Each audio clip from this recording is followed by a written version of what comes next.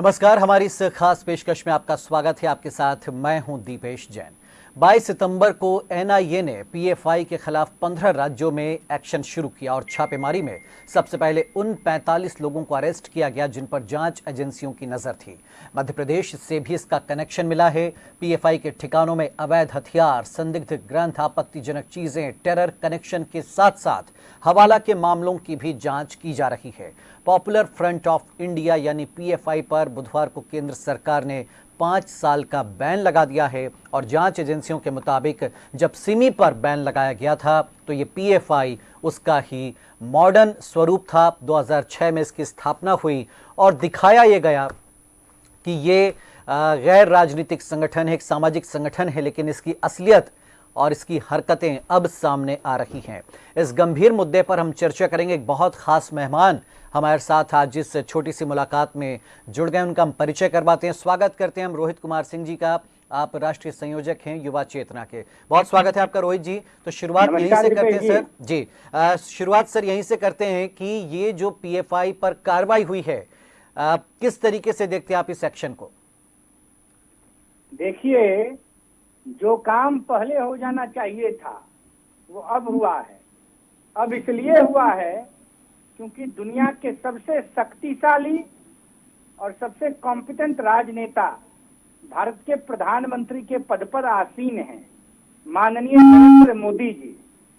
यह इसलिए सक्षम हुआ है क्योंकि भारत में सरदार वल्लभ भाई पटेल जी के बाद सबसे सशक्त गृह मंत्री देश को मिला है, माननीय अमित भाई शाह के रूप में।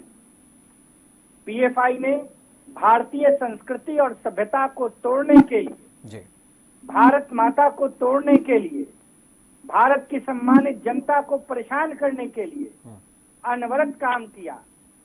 लेकिन किसी भी सरकार ने ऐसे राष्ट्र विरोधी, देश विरोधी, हिंदुस्तान की संस्कृति, सभ्यता, भाईचारा विरोधी संगठन को भंग करने के लिए, बैन करने के लिए कोई निर्णय नहीं लिया।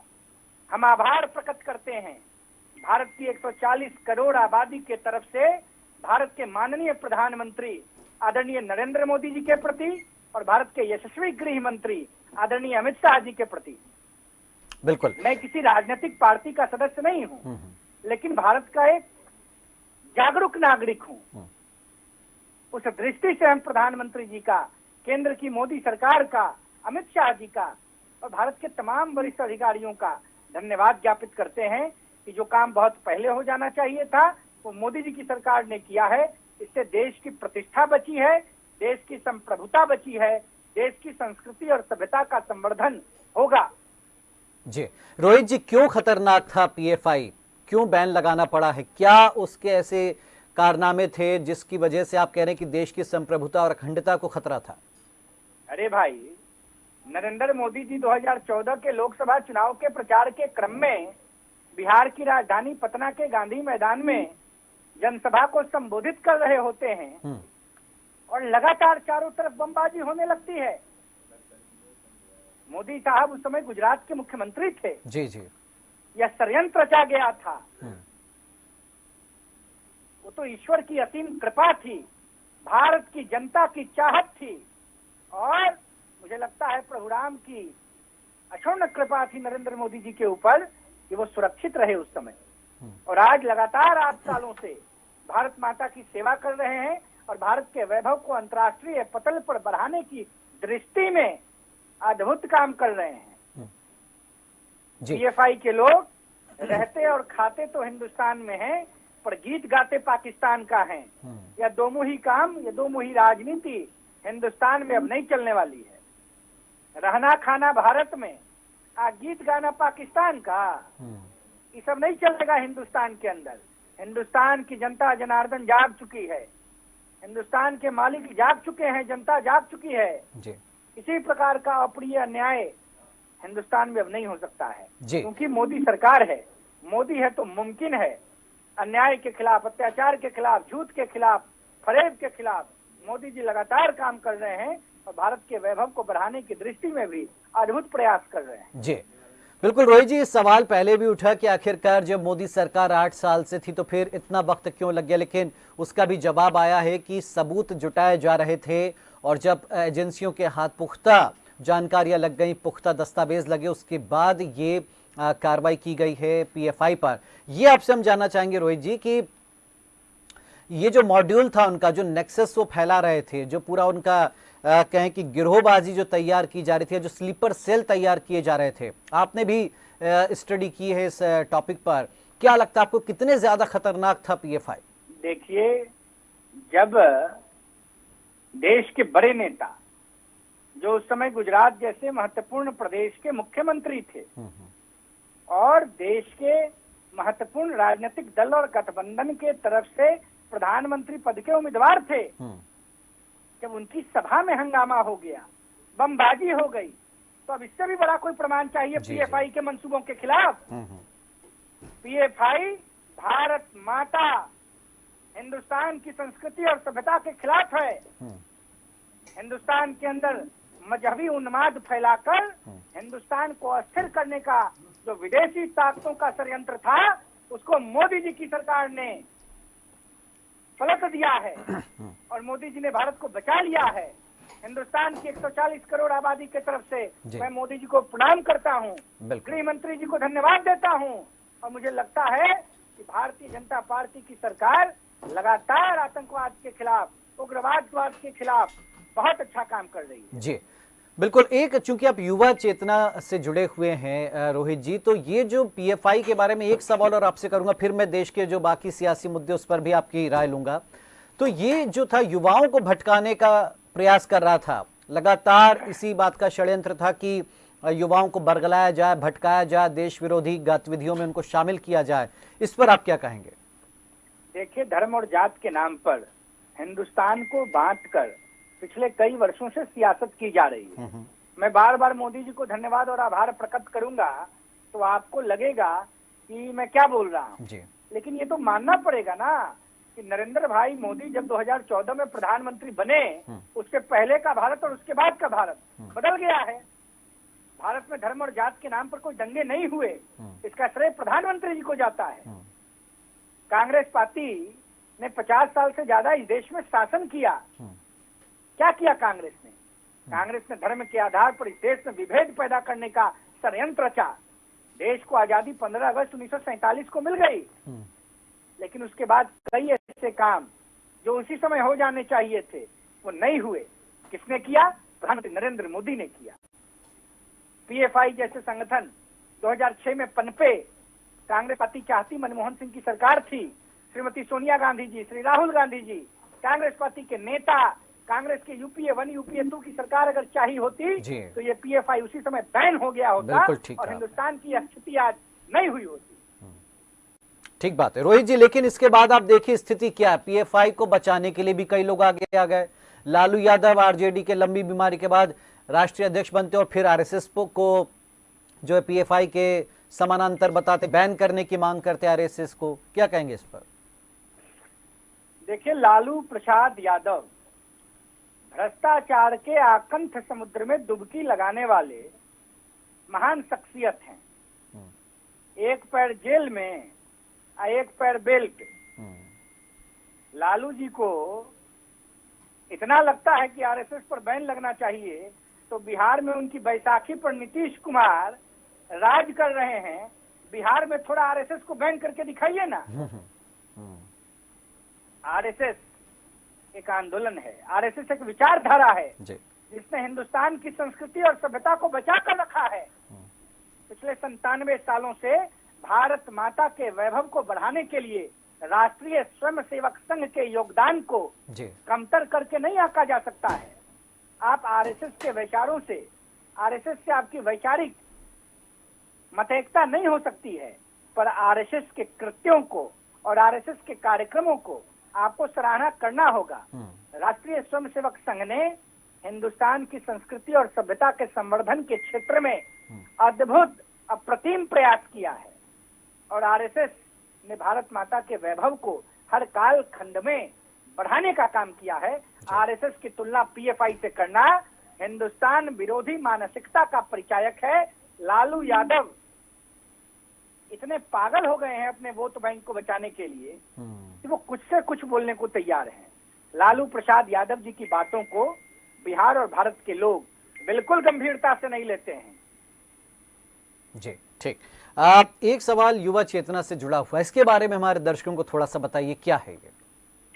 देखिए, युवा चेतना एक आंदोलन है आम नौजवानों का, किसानों का, मजदूरों का, गरीबों का, मजलूमों का, वंचितों का, कि वो समाज की मुख्य धारा से आ सकें। भारतीय राजनीति में जिस प्रकार से परिवारवाद बढ़ गया है, अभी आप लालू जी का नाम ले रहे थे जी।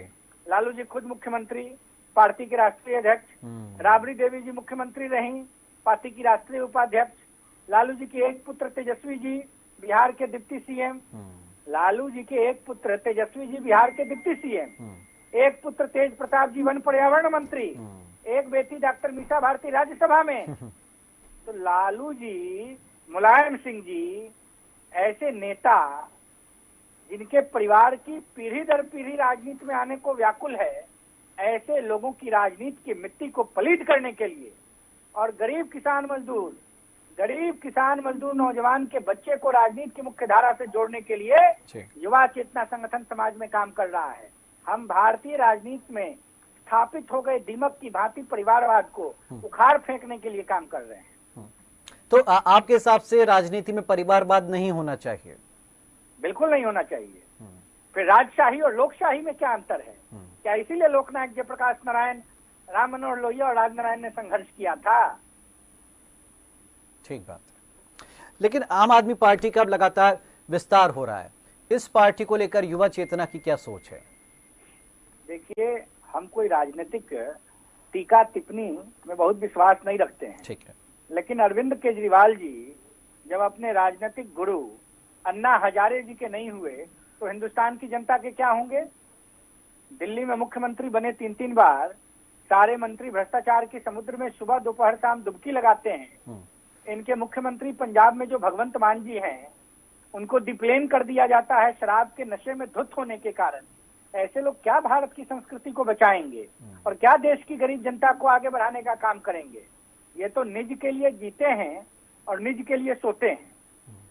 ठीक बात। एक सवाल चूंकि इस वक्त बहुत हाईलाइट है, वो है कांग्रेस के राष्ट्रीय अध्यक्ष का चुनाव। क्या सोचते, राजस्थान में जो हुआ, अब एमपी से कुछ नाम निकल कर सामने आ रहे हैं, या कांग्रेस से दुहाई दे रहे कि देखिए अब गांधी परिवार से नहीं होगा, हमारे यहाँ तो लोकतंत्र है, चुनाव हो रहा है, इस पूरे घटनाक्रम को लेकर क्या कहेंगे?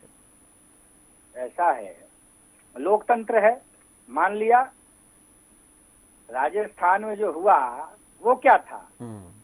अशोक गहलोत जी राजस्थान के मुख्यमंत्री हैं और कांग्रेस पार्टी की लीडरशिप को ब्लैकमेल और बार्गेन कर रहे थे। पूरे देश की जनता ने देखा ना। राहुल गांधी जी भारतीय पदयात्रा पर निकले हुए हैं और रूट तय कर रहे हैं कि कौन कांग्रेस पार्टी का अध्यक्ष होगा। ये तो बस आई वाश किया जा रहा है, पपेट खोजा जा रहा है, कठपुतली खोजा जा रहा है कि कांग्रेस पार्टी का अध्यक्ष ऐसा कठपुतली को बनाया जाए जो राहुल गांधी जी के दिशा निर्देश में काम करे, ताकि परिवारवाद पर थोड़ी देर के लिए स्मॉल ब्रेक भी लगे और परिवार ही कांग्रेस पार्टी को रिमोट से चलाए। कांग्रेस मुक्त भारत का सपना साकार जनता ने किया है और आगे भी जनता कांग्रेस के सफाया के लिए खड़ी है।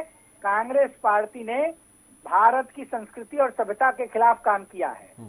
कांग्रेस पार्टी ने भारत की संस्कृति और सभ्यता के खिलाफ काम किया है। ठीक है। हिंदुस्तान की सम्मानित जनता कांग्रेस से उब चुकी है। कांग्रेस पार्टी का पूर्ण सफाया होगा।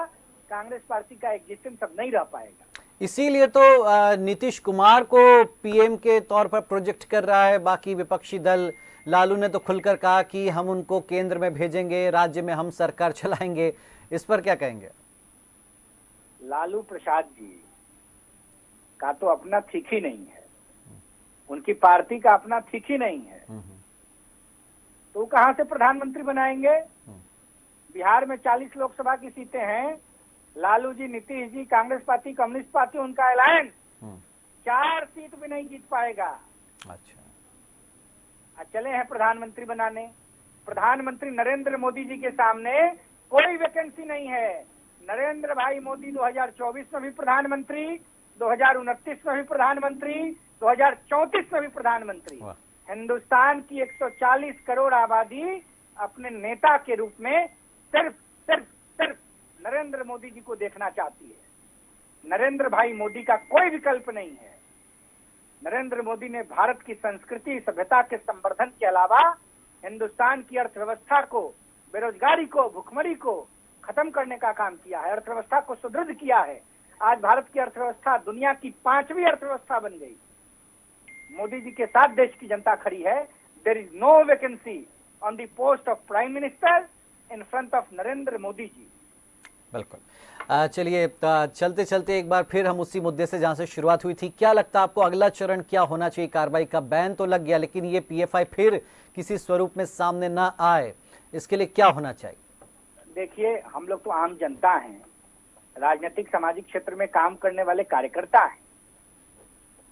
यह सब देश की सरकार को निर्णय लेना है, लेकिन एक आम, सक्षम और सजग नागरिक होने के नाते हम माननीय प्रधानमंत्री नरेंद्र मोदी जी से, माननीय गृह मंत्री अमित शाह जी से और केंद्र सरकार से यह अपील करते हैं कि हिंदुस्तान की संस्कृति और सभ्यता को बर्बाद करने के क्षेत्र में जो लोग भी काम कर रहे हैं उन पर बैन लगाया जाए और उन पर बड़ी से बड़ी कार्रवाई हो।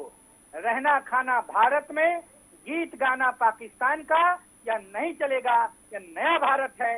नए भारत में गीत भी हिंदुस्तान का गाइए, खाना भी हिंदुस्तान का खाइए, रहिए भी हिंदुस्तान में और हिंदुस्तान को भारत माता मानकर भारत माता की तरक्की के लिए दिन रात काम कीजिए और भारत को विश्व गुरु बनाने के क्षेत्र में अपना योगदान दीजिए। चलिए, युवाओं से आप और क्या आह्वान करना चाहेंगे? एक छोटा सा कमेंट हम युवाओं के लिए चाहेंगे। देखिए, युवाओं को दिन रात काम करना चाहिए।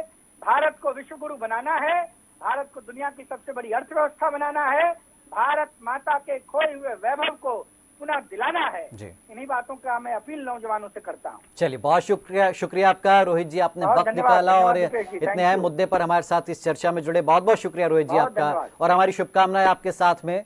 तो ये हैं रोहित कुमार सिंह जी, जो युवा चेतना के राष्ट्रीय संयोजक हैं, और उनके विचार आपने जाने। किस तरह उन्होंने कहा कि पीएफआई जैसे संगठन से देश को कितना नुकसान था, ये अब जांच एजेंसियों की जो रिपोर्ट्स आ रही है उसमें साफ हो रहा है। इसके अलावा उन्होंने कहा कि प्रधानमंत्री नरेंद्र मोदी का विकल्प फिलहाल 2034 तक कोई नहीं है, क्योंकि विपक्ष बेहद कमज़ोर है, उसके मुद्दे जो हैं वो धराशायी हो चुके हैं, और विपक्ष केवल परिवारवाद और राजनीति जो हो रही है वो वंशवाद की राजनीति कर रहा है। ऐसे में ये जो दल हैं वो प्रधानमंत्री नरेंद्र मोदी, केंद्रीय गृह मंत्री अमित शाह के सामने कहीं नहीं टिकते हैं।